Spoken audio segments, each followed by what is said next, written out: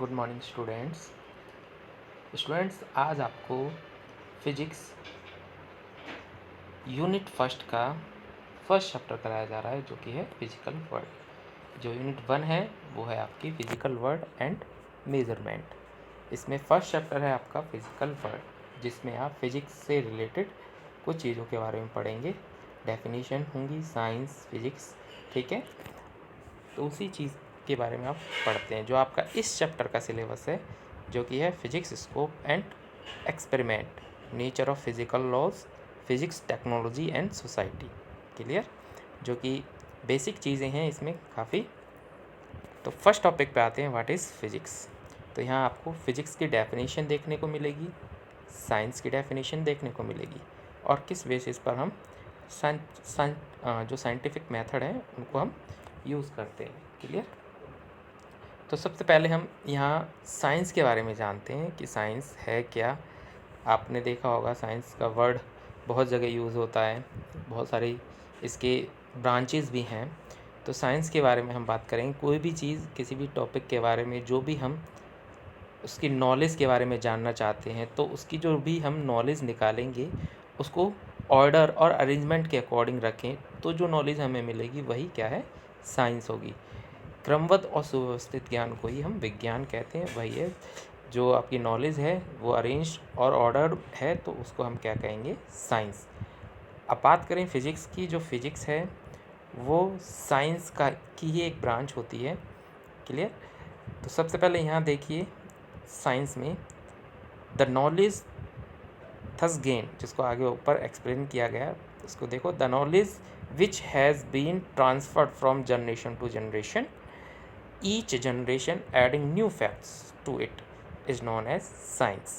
Clear? यहाँ से देखिए स्टार्टिंग से, अब what is physics? Physics is a branch of science. The word physics has come from Greek word meaning nature. The word science has come from a Latin word scientia. Clear? जो science word है वो Latin word Cynthia से लिया गया है, ठीक है, जिसका मीनिंग होता है जानना, विच मीन्स टू नो, ठीक है, जिसका क्या मीनिंग है, नो, जानना। Thus physics is the subject of studying nature and natural phenomena. तो ये फिजिक्स की एक्चुअल डेफिनेशन है। क्या है? फिजिक्स एक ऐसा सब्जेक्ट है जिसमें हम क्या करते हैं, जो प्रकृति है, नेचर है, और उसकी जो भी घटनाएं हैं, प्राकृतिक घटनाएं, उनके बारे में स्टडी करते हैं। क्लियर? तो ये है फिजिक्स। तो फिजिक्स में आपने देखा होगा बहुत सी जगह हम जहाँ कहीं भी आप फिजिक्स को लगा सकते हो, चाहे वो क्रिकेट हो, कोई भी गेम हो, आप चल रहे हो, खड़े हो, या कोई एरोप्लेन, कार, सब ही जगह, हर जगह फिजिक्स एग्जिस्ट करती है। ठीक है। साइंस, इसमें देखिए, man has always been curious about the nature phenomena taking place around him, such as daily repetition of sunrise and sunset, yearly repetition of session, regular motion of the moon and other heavily objects in the sky, etc. तो ये सब इसके phenomena के बारे में बताया गया है। इन सभी का आपको ऑर्डर नॉलेज लेनी होती है, तो उसी को हम साइंस बोलते हैं। ही हैज़ रेस्पॉन्ड, यहाँ से देखिए, to these phenomena in a symmetric manner. अब इन्हीं फिनोमेना को हम सिमेट्रिक मैनर में रख दें, एक ऐसे क्रम में रख दें जिससे आपको इसके बारे में प्रॉपर नॉलेज मिल पाए, ठीक है, वही साइंस है। ठीक है। तो साइंटिफिक अगर हम मेथड देखें किसी भी चीज़ की नॉलेज के बारे में जानने का, तो ऑब्जर्वेशन जो हम करते हैं वो इन बेसिस पर करते हैं। The scientific method, the knowledge of science is acquired through a method consisting of the following 4 steps: observation of facts, proposing theory of hypothesis to explain the observation, testing the validity of the theoretical predictions based on the proposed theory and so on। ठीक है। इस प्रकार चौथा है modification of the theory if necessary. ठीक। तो इन basis पर हम ही एक्सप्लेन करते हैं। तो यहाँ आपको सिर्फ जो नोट्स बनाने हैं, ठीक है, पहले मैं आपको नोट्स के बारे में बता दूं कि आपको जो नोट्स कैसे बनाने हैं। आपको 2 कॉपी बनानी है, 2 नोट्स बनाने हैं फर्स्ट ईयर में, यानी 11th क्लास में। पहली कॉपी में आपको थ्योरी का काम करना है, थ्योरी का वर्क, थ्योरी से रिलेटेड जो भी मैं पढ़ा रहा हूँ, जैसे कि साइंस, फिजिक्स, ये डेफिनेशन अभी बताई, तो वो सब उसमें लिखनी है। और एक नोटबुक जो आप बनाओगे कॉपी, उसमें आपको हर एक चैप्टर के न्यूमेरिकल सॉल्व करने होंगे, सिर्फ न्यूमेरिकल, ठीक है, उसमें कुछ और पोर्शन नहीं होगा, ठीक है ना। तो ये 2 कॉपी बनेंगी जिसमें आपको थ्योरी करनी है और एक में न्यूमेरिकल करनी है, और दोनों साथ साथ लेके चलेंगे। इससे 2 कॉपी बनाने का ये बेनिफिट है कि जैसे कोई इस चैप्टर हमने स्टार्ट किया, नया चैप्टर स्टार्ट किया और उसके कुछ टॉपिक कराए, अगर उससे रिलेटेड कोई न्यूमेरिकल हैं तो वो आप न्यूमेरिकल की कॉपी में कर सकते हो, ठीक है, उसी टाइम पर, एट ए टाइम पर, जब थ्योरी आपको कराई जा रही होगी।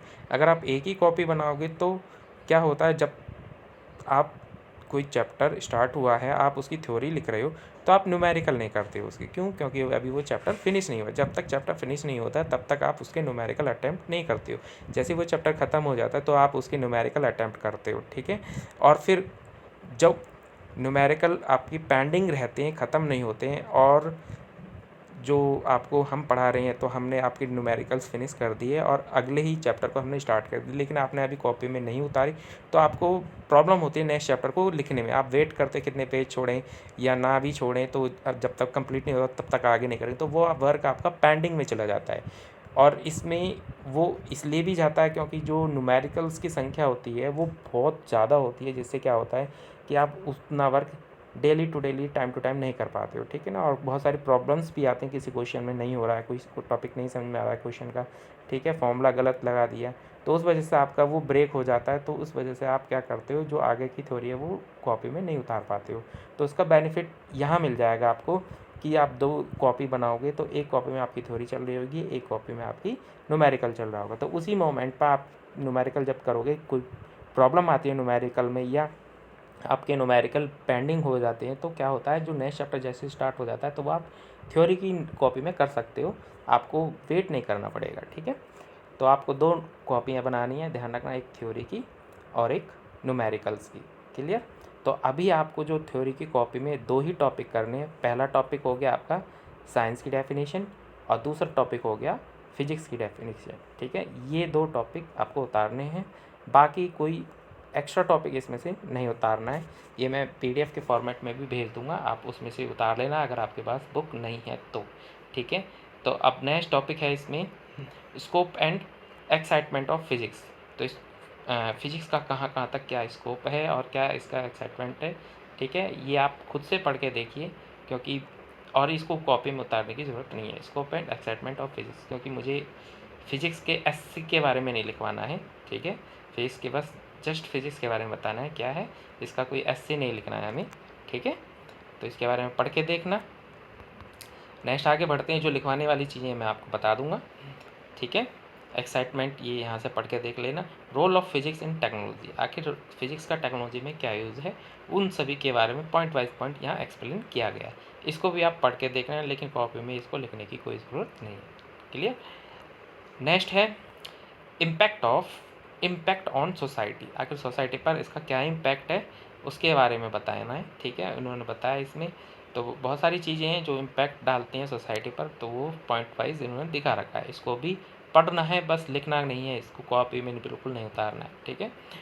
नेक्स्ट है physics in relation to other science, physics का जो दूसरी साइंस है, जो साइंस की ब्रांचेज हैं, उनके साथ क्या रिलेशन है, इसमें ये बताया गया है। ये भी टॉपिक आपको जस्ट पढ़ना है, उतारने की कोई ज़रूरत नहीं की। आप फर्स्ट पॉइंट देखो इसमें, physics in relation to chemistry, आखिर केमिस्ट्री से क्या रिलेशन है फिजिक्स का, बायोलॉजिकल साइंस में, एस्ट्रोनॉमी में, मैथमेटिक्स में, ठीक है। और जो फिजिक्स की अदर ब्रांचेज हैं, अदर साइंसेज हैं, उनसे क्या रिलेशन है फिजिक्स का, वो सब इसमें एक्सप्लेन किया गया है। बस आपको ये पढ़ना है, लेकिन कॉपी पे नहीं उतारना है। ये सब चीज़ें साइंस और फिजिक्स इनको एक्सप्लेन करने के लिए ही हैं, ठीक है। इसको कॉपी पे उतारने की ज़रूरत नहीं, क्योंकि हमें कोई ऐसे निबंध नहीं लिखना है, ठीक है।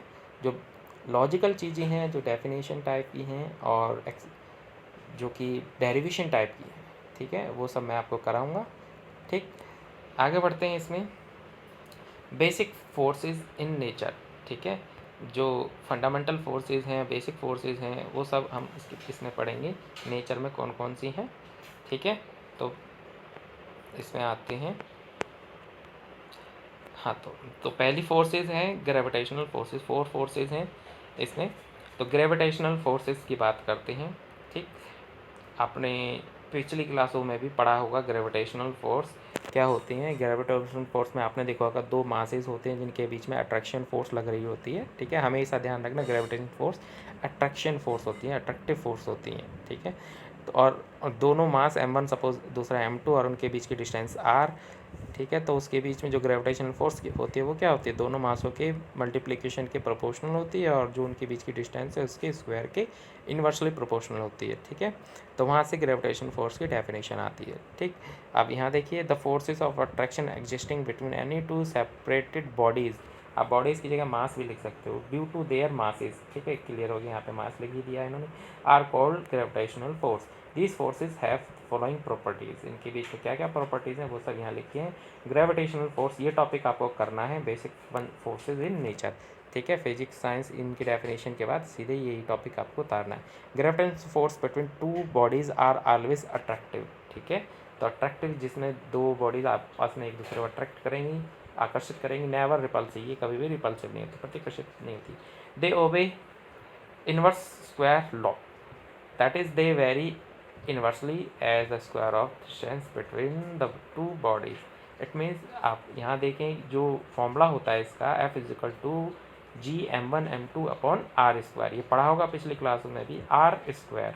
तो स्क्वायर के प्रोपोर्शन यानी इनके बीच की डिस्टेंस आप बढ़ाओगे तो उसका स्क्वायर हो जाएगा, उसका इन्वर्स हो जाएगा। इसका मतलब क्या है कि जो बीच की फोर्स है वो तेज़ी से घट जाएगी, ठीक है। They are critical forces, that is they act along the line joining the centres of two bodies, hence they are conservative forces, ठीक है। तो ये क्या है, दोनों जो फोर्स हैं वो दोनों बॉडीज़ के ज्वाइन करने वाली लाइन के अलॉन्ग ही होती हैं, चाहे वो किसी भी डायरेक्शन में बॉडीज़ हों, लेकिन फोर्स की डायरेक्शन हमेशा इन दोनों को मिलाने वाली लाइंस के अलॉन्ग ही होगी, ठीक है। और ये कंजर्वेटिव फोर्सेज हैं, clear. Gravitational forces are long range forces and operate up to very large distance. For example, earth resolve around the sun under gravitational attraction of sun on earth, ठीक है। तो ये जो फोर्स है काफ़ी बड़े area range में exist करती है, काफ़ी डिस्टेंस तक ये एग्जिस्ट कर सकती है। These are the weakest force in nature, ये सबसे इंपॉर्टेंट पॉइंट जो कि पूछ भी लिया जाता है कि जितनी भी फोर्सेस हैं उन सब में सबसे वीकेस्ट फोर्स कौन से, सबसे कमज़ोर फोर्स, दुर्बल फोर्स, वीक फोर्स है ग्रेविटेशनल फोर्स, ठीक है। और जो सबसे स्ट्रॉन्गेस्ट फोर्स होती है वो है स्ट्रॉन्गेस्ट न्यूक्लियर फोर्स, ठीक है। न्यूक्लियर फोर्स टू टाइप्स में होती है, एक वीक न्यूक्लियर फोर्स और एक स्ट्रॉन्गेस्ट न्यूक्लियर फोर्स, क्लियर। तो जो वीक फोर्स है न्यूक्लियर फोर्स में, ठीक है, वो नेक्स्ट टॉपिक में आएगा इसी के बाद। तो पहले ग्रेविटेशन टॉपिक में नेक्स्ट पॉइंट है, the field practical of gravitation force is called gravitation. The concept of exchange of a filled particle between two bodies explains how the two bodies mutually interact from a distance. The gravitational force are responsible for holding the entire Earth together, for binding the sun and the planets into the solar system, and for binding star into galaxies, ठीक है। बस इस point में आपको gravitational force के बारे में बताना है और इसकी कुछ प्रॉपर्टीज़ आपको लिखनी है, ठीक है। तो ये ग्रेविटेशनल फोर्स हो गया। इसके बाद नेक्स्ट फोर्स पे आते हैं, वीक फोर्स, ठीक है। जो वीक फोर्स हैं वो हैं क्या, तो उसके बारे में बता रहे हैं आपको। आपने एटम के बारे में पढ़ा होगा, एटम में क्या होता है, न्यूक्लियस, और उसके अंदर होते हैं जो प्रोटॉन्स हैं, न्यूट्रॉन्स, ठीक है। और उसके बाहर क्या होता है, न्यूक्लियस के बाहर होते हैं इलेक्ट्रॉन जो कि सेल्स में रिवॉल्व घूम रहे होते हैं, ठीक है। तो ये आप देखा होगा जो भी रेडियो एक्टिव एलिमेंट्स होते हैं, एटम होते हैं, जब वो डिके होते हैं तो उनसे अल्फ़ा बीटा गामा रेडिएशन निकलती हैं। अल्फ़ा पार्टिकल, बीटा पार्टिकल और गामा रेडिएशन, ठीक है। ये तीनों जब इमिट होते तो इनके जो रेडिएशन है यानी अल्फ़ा बीटा गामा, और जो न्यूक्लियस के अंदर न्यूट्रॉन और प्रोटॉन्स होते हैं, ठीक है। आप चाहे तो इलेक्ट्रॉन्स के बीच भी ले सकते हो, ठीक है। जो पार्टिकल हैं उनके बीच में जो फोर्सेस होंगी वो वीक फोर्स होंगी, ठीक है। अल्फ़ा बीटा गामा इनमें से किसी के एक के बीच के लिए, और इलेक्ट्रॉन प्रोटॉन या न्यूट्रॉन भी हो, इनमें से किसी एक के ले लो, ठीक है। उनके बीच में जो भी फोर्स आएगी वो वीक फोर्स होगी। तो यहाँ से देखिए, The weak forces are discovered during the study of beta emission from nuclei. During beta emission, a neutron inside the nucleus is converted into a proton, an electron and an anti neutron. ठीक है, तो beta particle जब emit होता है तो यहाँ nucleus से क्या निकलता है और उसका क्या किस में कन्वर्जन हो जाता है वो एक्सप्लेन किया गया. क्लियर. तो फोर्स किन किन के बीच में लगने वाली है उसके बारे में बताया गया है.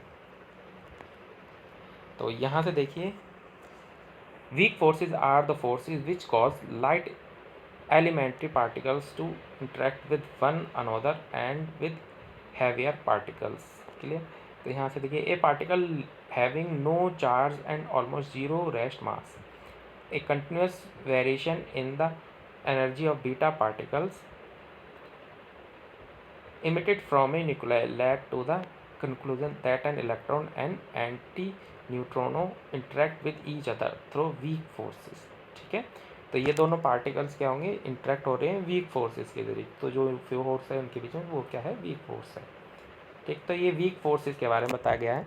तो वीक फोर्सेस के बारे में आपको और पहले ही क्लियर कर चुका हूँ. जो अल्फ़ा बीटा गामा रेडिएशन है इनके, और जो इलेक्ट्रॉन प्रोटॉन न्यूट्रॉन है या फिर पाई मैसॉन एंटी न्यूट्रॉन जो कि न्यूक्लियस में होते हैं, उन सब उनके बीच में जो फोर्स होगी, ठीक है, वो वीक फोर्स होगी.